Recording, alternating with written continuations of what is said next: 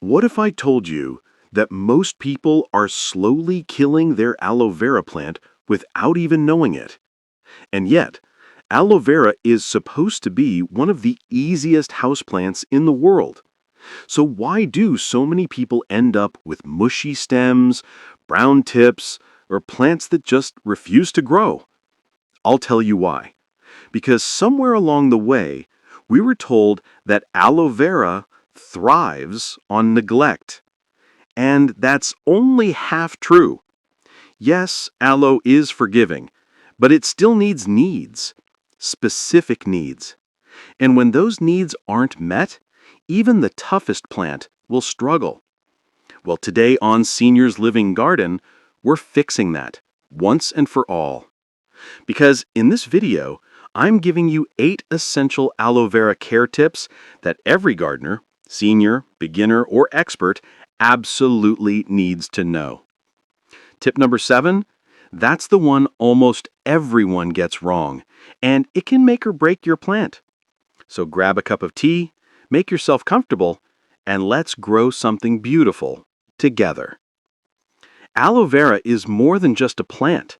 It's a natural healer, an air purifier, a conversation starter, and honestly, one of the most rewarding houseplants you can grow if you treat it the right way. I've been growing aloe for years, and I've made just about every mistake you can imagine. Overwatering, underwatering, wrong pots, wrong soil. But through trial and error, and a lot of research, I've learned exactly what aloe needs to thrive. And whether you're caring for your first aloe or trying to revive one that's been struggling for months, these 8 tips will completely transform your results. Let's begin. Tip 1. Choose the right pot. If your aloe is struggling, drooping, yellowing, or just sitting there doing nothing, the pot might actually be the real problem. Here's the thing. Aloe vera hates sitting in water. It's a succulent, a desert plant. Its roots are designed to dry out quickly between waterings. So when you plant it in a pot with poor drainage, or no drainage at all, you're basically drowning it slowly. Here's what you need. Aloe needs large drainage holes at the bottom, not just one tiny hole, but several. Aloe needs breathable material like terracotta or unglazed clay. These materials wick moisture away from the roots and allow airflow. Aloe also needs enough room for roots to expand, but not too much. Aloe actually likes being slightly snug. A pot that's 1 to 2 inches wider than the plant is perfect. Here's a mistake I made early on. I once planted a small aloe in a gorgeous ceramic pot I found at a garden center. No drainage holes. I thought, I'll just be careful with watering. Within a month, the leaves were soft and translucent. Root rot had set in. I had to unpot it, trim the rotted roots, and start over. Always choose function over beauty when it comes to pots. Aloe vera is a desert plant. Give it the dry, airy environment it loves, and it will reward you with thick, healthy leaves and endless growth. Tip 2. Give it more sunlight than you think. Let's talk about light. Aloe vera needs bright, indirect sunlight for at least 6 hours per day. Now, I know what you're thinking, but I thought aloe could survive in low light. Survive? Yes. Thrive? Absolutely not. Here's what happens when aloe doesn't get enough light. It stretches tall and skinny, leaning toward the nearest light source. The leaves turn pale green or even yellowish. Growth slows to a crawl. The plant becomes weak and floppy. This is called etiolation, and it's one of the most common problems I see. Where to place your aloe? Near a south-facing window in the northern hemisphere, on a bright patio or sunroom, a well-lit balcony with morning or late afternoon sun. But here's the catch. Direct, scorching afternoon sun, especially through glass, can actually burn the leaves. You'll see brown or white patches where the tissue has been damaged.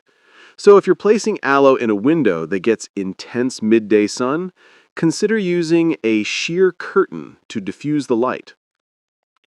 Morning sun is ideal. It's bright but gentle, perfect for aloe. My personal setup: I keep my aloe on a shelf near an east-facing window. It gets gorgeous morning light for about 4 or 5 hours, then bright indirect light for the rest of the day. Result? Thick, plump leaves with a beautiful blue-green color. If your aloe is indoors and you just don't have enough natural light, consider using a grow light. A simple LED grow light on a timer, 12 to 14 hours a day, can work wonders. Bottom line, more light equals healthier aloe. Don't be shy about giving it the brightest spot in your home. Tip 3. Water the right way. All right, let's talk about the big one. Watering. This is where 90% of aloe vera owners make mistakes. And honestly, I don't blame them. Because we've all heard conflicting advice. Water it once a week. Only water when the leaves wrinkle. Aloe loves being dry.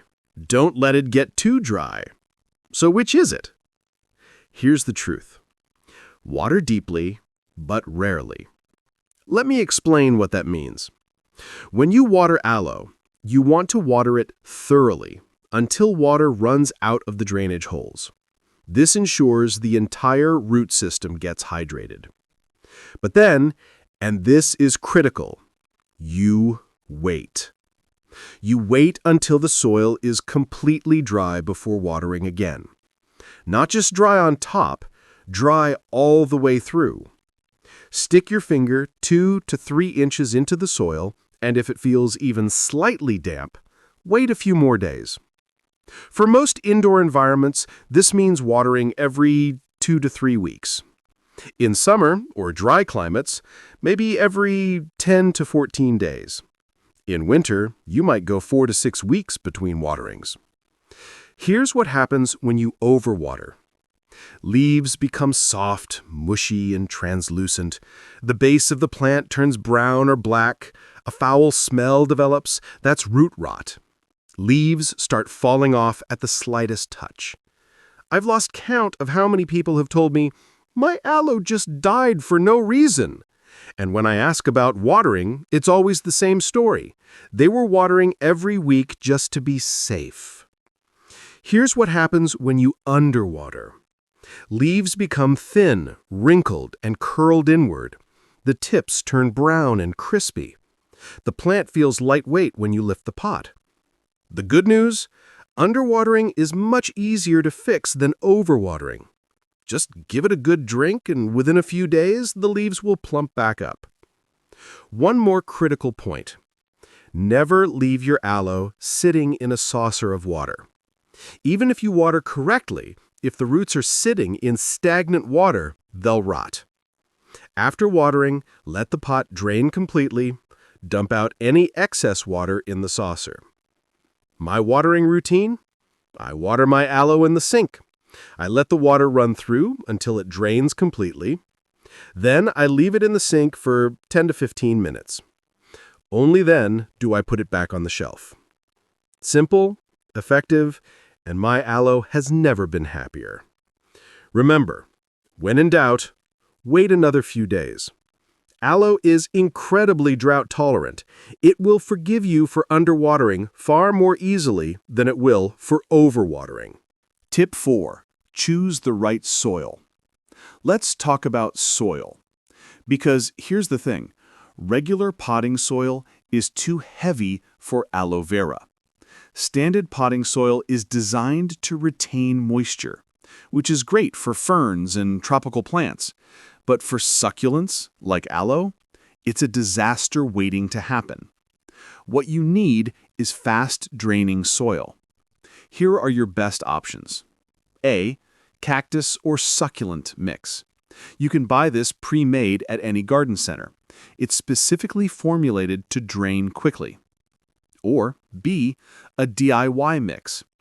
Combine 2 parts regular potting soil, 1 part perlite, those little white puffy balls, and 1 part coarse sand or pumice. This creates a light, airy mix that allows water to flow through quickly while still providing nutrients. Why does this matter? Because aloe's roots need oxygen. When soil stays wet for too long, it suffocates the roots and creates the perfect environment for fungal diseases and rot. Fast-draining soil dries out in a few days, giving the roots time to breathe between waterings. A mistake I see often. People repot their aloe into fresh potting soil, thinking they're doing something good. But if that soil is dense and moisture retentive, they've actually made things worse. Within weeks, the plant starts showing signs of stress, yellowing leaves, soft stems, slow growth. Here's a simple test. Water your aloe thoroughly, then check the soil the next day. If it's still soggy, your soil isn't draining fast enough. If it's already starting to dry out, perfect. Pro tip: add a thin layer of small pebbles or gravel on top of the soil. This isn't just decorative. It helps prevent moisture from sitting around the base of the plant, reducing the risk of stem rot. Bottom line, the right soil is just as important as the right watering schedule. Get this right, and half your aloe problems will disappear. Before we continue, I want to say thank you for watching. If you're enjoying these tips and finding them helpful, I'd really appreciate it if you could hit that like button. And if you haven't already, please subscribe to Seniors Living Garden. We share simple, practical gardening tips designed especially for seniors, beginners, and anyone who wants a peaceful, rewarding gardening experience at home without the stress or confusion. We're building a wonderful community here, and I'd love for you to be part of it. All right, let's keep going. Tip 5.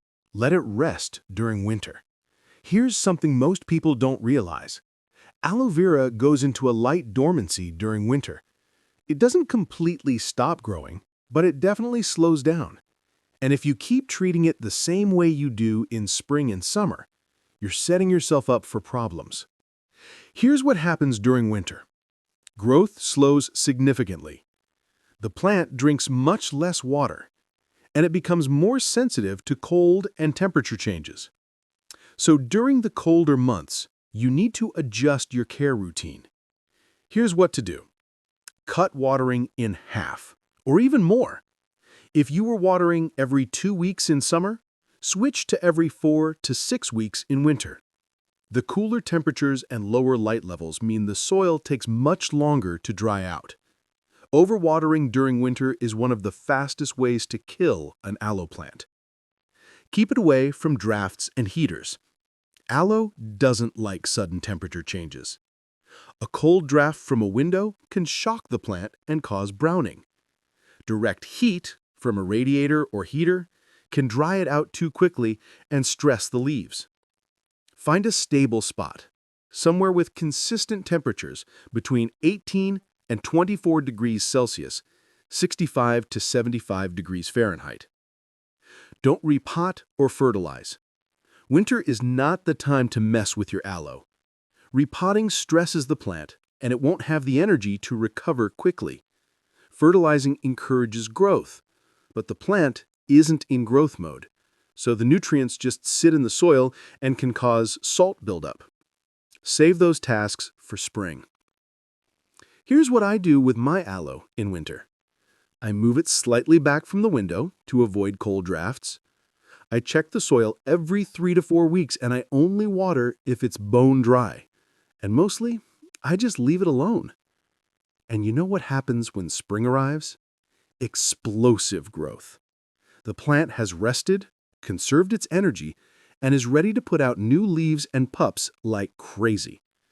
Think of winter dormancy like this. Your aloe is taking a nap. Don't wake it up. Don't fuss over it. Just let it rest. When the days get longer and warmer, it'll wake up on its own, stronger and healthier than ever. Tip 6. Remove pups the right way. Now let's talk about one of the most exciting parts of growing aloe, pups. Pups are baby aloe plants that grow from the base of the mother plant. And if you don't know what to do with them, they can actually become a problem. Here's why. When pups grow too large and stay attached to the mother plant, they start competing for nutrients, water, and space. The pot becomes crowded, the mother plant's growth slows down, and sometimes all the plants start looking a little weak and unhappy.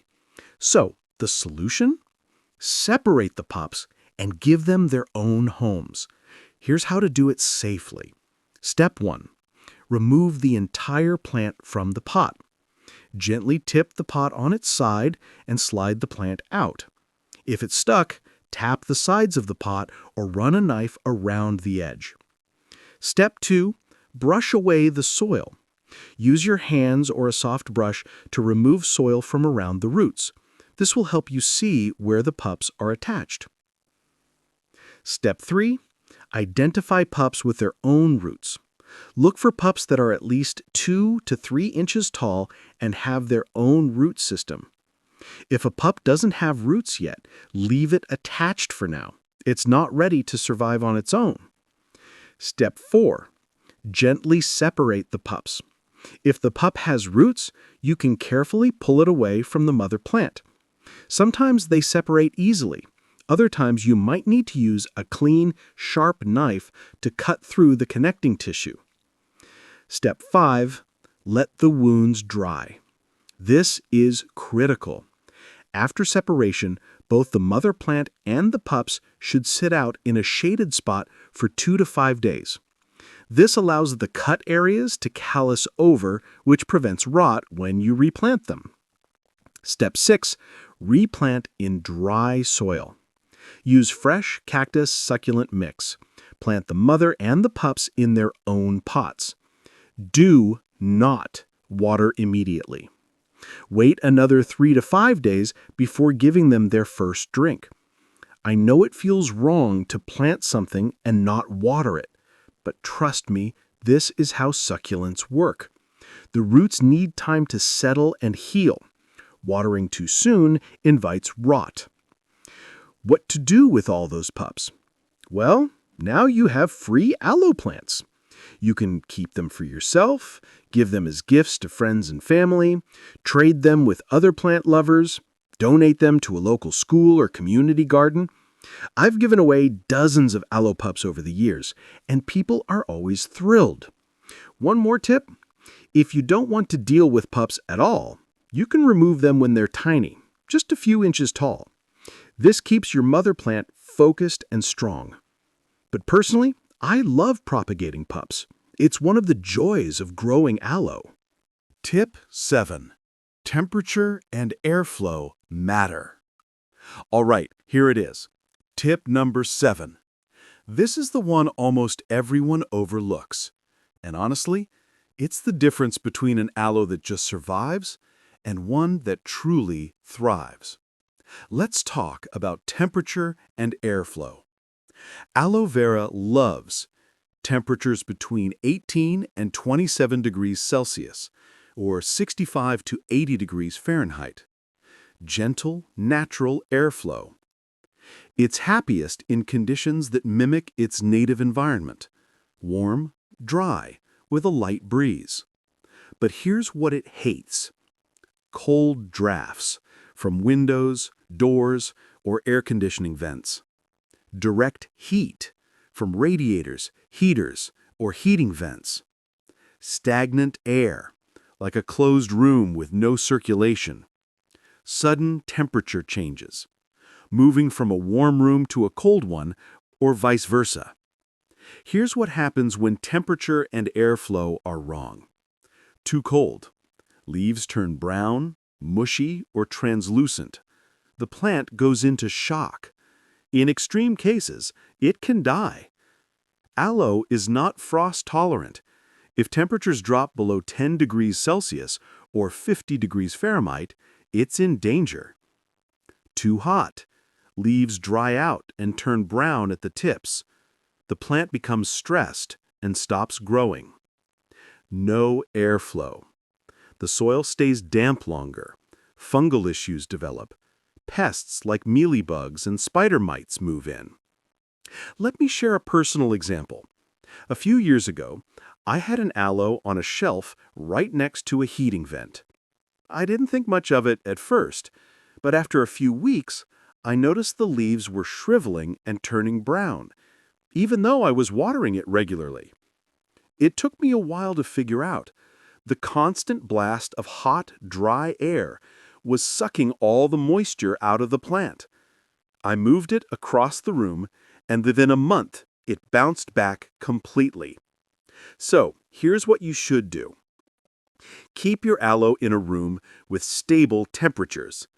Avoid placing it near drafty windows or exterior doors, heating or cooling vents, fireplaces, or appliances that generate heat, like ovens or dryers. Provide gentle airflow. Open a window occasionally, as long as it's not too cold. Use a ceiling fan on low. Or just make sure the room isn't completely sealed off. Good airflow helps the soil dry evenly, prevents pests, and keeps the plant healthy. Bring outdoor aloe indoors before the first frost. If you keep your aloe outdoors during the warmer months, which it loves, by the way, make sure to bring it indoors before temperatures drop in the fall. Why does this matter so much? Because even if you get everything else right, watering, light, soil, pot, the wrong temperature or airflow can undo all your hard work. Think of it this way. Aloe is tough. It's adaptable, but it's not invincible. Give it a comfortable, stable environment, and it will reward you with years of healthy growth. Ignore this tip, and you'll always be wondering why your aloe never quite looks its best. Tip 8. Harvest aloe gel safely. All right, let's talk about one of the best reasons to grow aloe in the first place: harvesting the gel. Aloe gel is incredible. It's soothing, healing, and packed with beneficial compounds. You can use it for minor burns and sunburns, dry or irritated skin, cuts and scrapes, hair hydration and scalp health, natural face masks, even as a base for DIY skincare products. But here's the thing. There's a right way and a wrong way to harvest aloe. Do it wrong, and you can harm the plant or irritate your skin. Here's how to harvest aloe gel safely. Step 1. Choose the right leaf. Look for a thick, healthy outer leaf, one that's mature and fully grown. Outer leaves are older and contain more gel. Inner leaves are younger and should be left alone so the plant can keep growing. Step 2. Cut cleanly at the base. Use a clean, sharp knife. Cut the leaf as close to the base as possible at a slight angle. Make it a clean cut, no tearing or ripping. Step 3. Let the yellow sap drain out. When you cut an aloe leaf, you'll notice a yellow or orange liquid oozing out. This is called aloin, and it's mildly toxic and very irritating to the skin. Hold the leaf upright, cut end down, over a sink or bowl, and let the aloin drain out for 10 to 15 minutes. Do not skip this step. Step 4. Rinse and slice the leaf. Rinse the cut end under cool water, then lay the leaf flat on a cutting board and slice off the spiny edges. Next, carefully slice the leaf in half lengthwise, like you're filleting a fish. Step 5. Scoop out the gel. Use a spoon to scoop out the clear, jelly-like gel from inside the leaf. You can use it immediately or store it in an airtight container in the fridge for up to a week. If you want to store it longer, you can freeze it in ice cube trays. Important tips. Only harvest from mature plants. Your aloe should be at least 2 to 3 years old before you start harvesting. Younger plants don't have enough leaves to spare. Don't take too many leaves at once. Harvest no more than 1 to 2 outer leaves at a time. The plant needs its leaves to photosynthesize and stay healthy. If you take too many, you'll stress the plant and slow its growth. Let the plant recover. Wait at least a few months between harvests. This gives the plant time to grow new leaves and replenish its energy. My personal routine. I only harvest aloe when I actually need it, usually for a sunburn or dry skin. I take one outer leaf, drain the aloe thoroughly, and use the gel fresh. I find it works much better than store-bought aloe gel, which often contains preservatives and additives. Why grow your own aloe for gel? Because you know exactly what's in it. No chemicals, no preservatives, just pure, natural aloe. Plus, it's incredibly satisfying to use something you've grown yourself. And there you have it. 8 essential aloe vera care tips that will completely transform the way you grow this incredible plant. Let's recap quickly. 1. Choose the right pot. Drainage is everything. 2. Give it plenty of light. Bright, indirect sun for at least 6 hours. 3. Water deeply, but rarely. Let the soil dry completely between waterings. 4. Use fast-draining soil, cactus mix, or a DIY blend with perlite. 5. Let it rest in winter. Reduce watering and avoid repotting. 6. Remove pups properly. Separate them with roots, let them callus, then replant. 7. Mind the temperature and airflow. Keep it stable, warm, and away from drafts. 8. Harvest gel safely. Choose outer leaves, drain the aloe in, and scoop out the gel. Aloe vera is one of the most rewarding plants you can grow. It's forgiving, it's useful, it's beautiful.